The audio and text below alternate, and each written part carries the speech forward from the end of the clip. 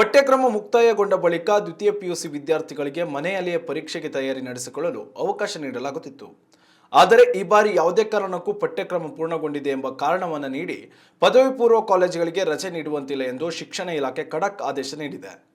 ರಾಜ್ಯದಲ್ಲಿ ಫೆಬ್ರವರಿ 27ರಿಂದ ದ್ವಿತೀಯ ಪಿಯುಸಿ ವಿದ್ಯಾರ್ಥಿಗಳಿಗೆ ವಾರ್ಷಿಕ ಪರೀಕ್ಷೆ ಆರಂಭಗೊಳ್ಳುತ್ತಿದೆ. ಹೀಗಾಗಿ ಇಲ್ಲಿವರೆಗೂ ಪಾಠ ಬೋಧನೆ ಅಥವಾ ರಿವಿಷನ್ ಕ್ಲಾಸ್ಗಳನ್ನು ನಡೆಸುವುದು ಕಡ್ಡಾಯವಾಗಿದೆ. ಪ್ರಥಮ ಪಿಯುಸಿ ವಿದ್ಯಾರ್ಥಿಗಳಿಗೆ ಪರೀಕ್ಷೆ ನಡೆಯುತ್ತಿದೆ ಎಂಬ ಕಾರಣಕ್ಕೆ ದ್ವಿತೀಯ ಪಿಯುಸಿ ವಿದ್ಯಾರ್ಥಿಗಳಿಗೆ ರಜೆ ನೀಡುವಂತಿಲ್ಲ. ಮಾತ್ರವಲ್ಲದೆ ಪ್ರಾಯೋಗಿಕ ಪರೀಕ್ಷೆಗಳಿಗೆ ಮೇಲ್ವಿಚಾರಕರಾಗಿ ಬೇರೆ ಕಾಲೇಜುಗಳಿಗೆ ನಿಯೋಜನೆಗೊಂಡಿರುವ ಉಪನ್ಯಾಸಕರು ಪರೀಕ್ಷೆ ಕಾರ್ಯ ಇಲ್ಲದ ದಿನಗಳಲ್ಲಿ ಕಾಲೇಜಿಗೆ ಹಾಜರಾಗಿ ವಿದ್ಯಾರ್ಥಿಗಳ ರಿವಿಷನ್ ಪ್ರಕ್ರಿಯೆಗೆ ನೆರವು ನೀಡಬೇಕೆಂದು ಸೂಚನೆ ನೀಡಲಾಗಿದೆ.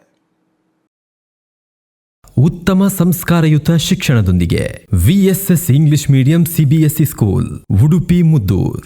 ನರ್ಸರಿಯಿಂದ 10ನೇ ತರಗತಿವರೆಗೆ ಶಿಕ್ಷಣದ ಜೊತೆಗೆ 5ರಿಂದ 10ನೇ ತರಗತಿವರೆಗಿನ ವಿದ್ಯಾರ್ಥಿನಿಯರಿಗೆ ಉತ್ತಮ ಹಾಸ್ಟೆಲ್ ಸೌಲಭ್ಯವೂ ಇದೆ.